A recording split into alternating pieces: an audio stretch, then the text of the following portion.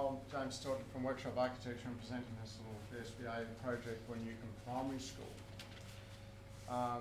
as pictured here. So this really shows the context. The pink donut is the location of the school there in Newcomb in Geelong. It's Geelong city centre over here, and importantly, Point Henry sticking out into Swan Bay over there, and that's significant because it's the home of the Point Henry aluminium smelter, which was built in the late 60s, decommissioned in 2014. But that really gave rise to the expansion of this suburb, and many of the kids of the families who worked in that smelter went to this school, and it was really the formation of where the school came from in the first place. So this zooming in shows the school as it was when we found it, an island within a sea of typical suburban allotments, really, as you can see there. The BER building over there on the left was the only one deemed to be retained on the site. And so with an enrolment of only 100 students from a peak of 600 during the heyday of the aluminium smelter, as well as ageing asbestos-ridden buildings, we embarked upon a master plan to establish a comprehensive vision for the future of the school.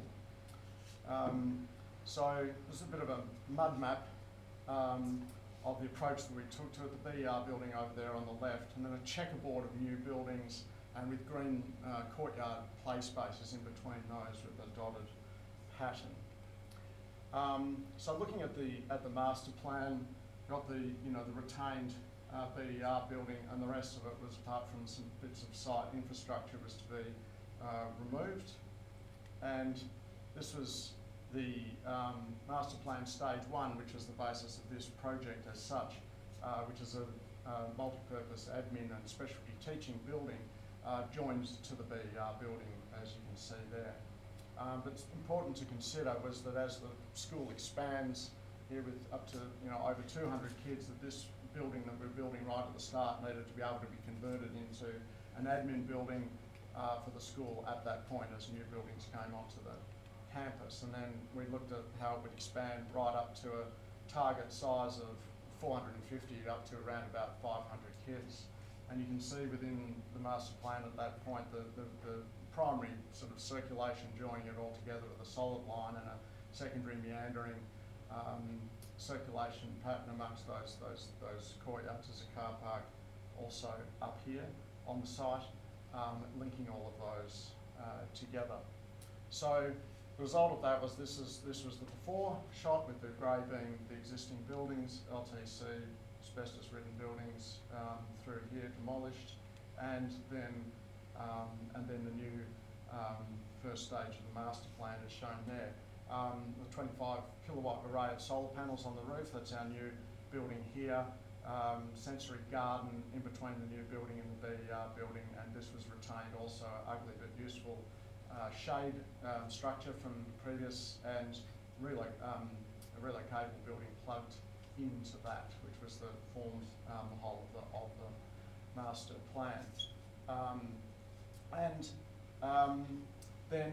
So this shows obviously the plan of the building. The parts in blue are storage, the parts in pink are amenities.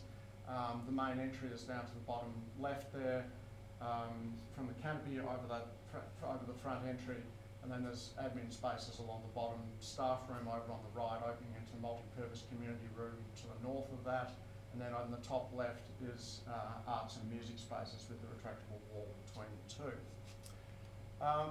So we're interested in the history and cultural history of the area.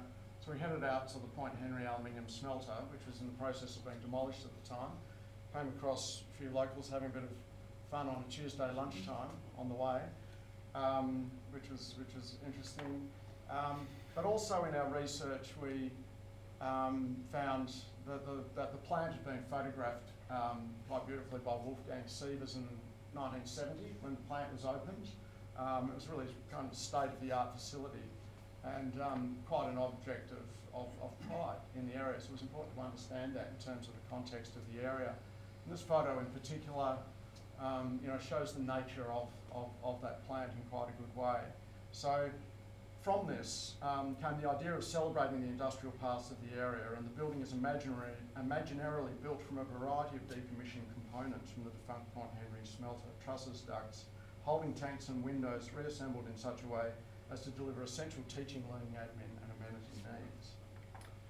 And you can see some of that here, and in the language of the building here, with shrouds over windows, truss over canopy, sort of tanks here reimagined as planters in the Century Garden, and spandrel panels which highlight certain key parts of the facade. Also setting up a language for how the new school an adaptable language about how the school might expand and for all the different types of buildings it might use in the future.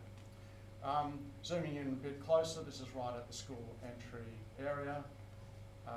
In the canopy at the front door looking north, looking sort of up into the rafters of that space through that truss element, out across the Sensory Garden there, which is still quite fledgling. It's only been finished a couple of months before it was photographed, but will grow and densify in time. Then into the reception entry area, you can see the skylight there. It's reimagined like giant duct. Quite a useful thing because it's looking right up into that space. The skylights themselves are quite small, so as not to give excessive heat gain, but this gesture magnifies the impression of those and also bounces the light around.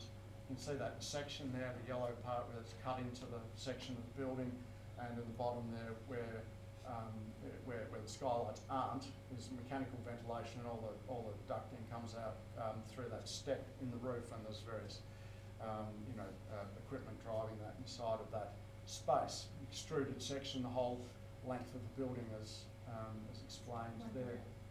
Okay.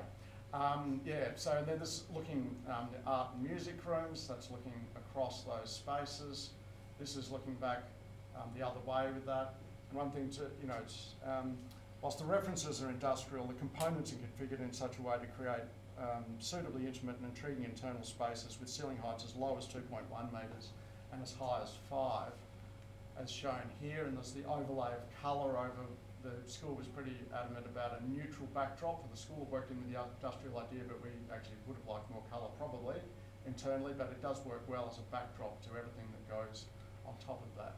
And then that's the staff room, again looking up into the skylights again that go into that space. The community room back the other way, and the external sort of detailing of the facade, the retro-reflective film over-emphasising the safety markings on the columns, facade detailing, and looking back from the BER build along the northern canopy, and then getting up high, looking across that Century Garden. Those little pavers that sort of meander around that landscape.